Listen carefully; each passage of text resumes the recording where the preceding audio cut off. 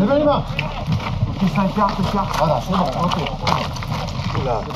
Ok, allez. Ok, les yeux. 23 heures dans la banlieue d'Annecy. Une équipe de gendarmes roule le plus vite possible. Un drame est en train de se jouer. Un forcené armé est enfermé chez lui. Il s'est retranché où? Bah, chez lui. Chez lui? C'est quoi, il a essayé de se suicider et Bah, il s'est loupé, sa femme essaie d'en empêcher après. et du coup il s'est retranché et il a foutu sa femme et son gosse dehors. Non, juste sa femme. Ah, il a gardé son gosse. L'homme est retranché dans sa maison, au sein d'un corps de ferme. Sur place, un PC de crise a déjà été mis en place. PSIG, gendarmes de brigade, de nombreuses unités venues de toute la région ont été appelées en renfort. Dès lors que vous êtes engagé à proximité du bâtiment dans lequel il y a l'individu, ok, aucun téléphone en sonnerie. 0 sonnerie à proximité immédiate du target objectif. C'est le lieutenant Johan qui est à la manœuvre. Ça veut dire que à ce moment-là, dès lors qu'on part, on s'est vérifié et on s'est checké les uns les autres. Tant en termes de matériel, comment on est configuré, l'armement et tous les moyens qui permettraient de savoir que l'on est sur site. On est bien d'accord ?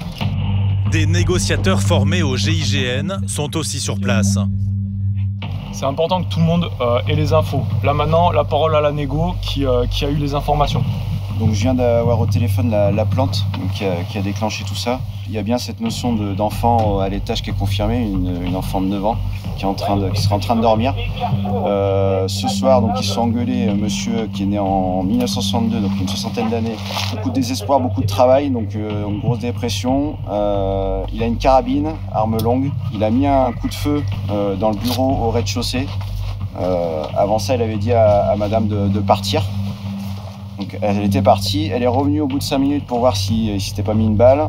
Elle l'a trouvé, il était assis sur un siège complètement amorphe, avec il y avait un trou dans le plafond. À ce moment-là, elle s'est barrée chez le voisin qui l'a accueilli là où elle est actuellement. Donc voilà les infos qu'on a. Ce qui inquiète les gendarmes, ce sont les armes que l'homme posséderait. Ce serait de l'arme de chasse. Sur Equipa, il y avait le résultat. D'accord. On va revalider toutes les informations posées. Le lieutenant garde son sang-froid. Une jeune enfant est en danger. Sécuriser l'enfant qui se trouve à l'étage. Voilà, ça c'est mon objectif. Donc pour ça, c'est lancer un dispositif le plus rapidement possible. Et voilà, on va d'étape en étape. On suit un cheminement qu'on connaît parce que c'est la force de la militarité. Chacun est à sa place, chacun est à sa manœuvre. Et puis ça y va. Il y a quand même une tension palpable, on la sent. Ouais, c'est pour ça, nous on essaye du coup d'absorber. En commandement, on absorbe et on donne des ordres. Parce que du coup, si on enlève le brouillard de la guerre aux militaires, ils savent où ils vont, ils font leur mission, ils sont dans leur objectif. Et puis c'est parti, quoi. Ils réfléchissent pas à des choses annexes, ils savent ce qu'il y a à faire et ils se reposent sur les décisions des chefs. La compagne du forcené est réfugiée chez un voisin. Elle seule connaît les raisons de la crise de folie de l'homme. Vous êtes son épouse? Sa copine. Sa compagne, d'accord. Je suis lieutenant. D'accord. On a, nous, comme information que peut-être il y aurait une petite fille à l'intérieur, vous me le Non, confirmez? c'est pas peut-être, c'est oui. La fille, notre fille est là-haut, Très bien. comme à l'étage, et j'espère bien qu'elle dort. Nous, notre objectif est le suivant. Pour l'instant, les militaires qui sont ici, c'est ce que nous, on appelle un assaut d'urgence. Pourquoi? Si on venait à entendre un nouveau coup de feu, admettons, quelque chose qui nous inquiète, ou qu'à la négociation, on n'arrive pas à prendre la tâche avec monsieur, la présence de votre petite fille à l'intérieur du domicile nécessite pour nous qu'on la sécurise. Depuis près de 2 heures maintenant, la femme n'a plus aucune nouvelle de son enfant et de son père.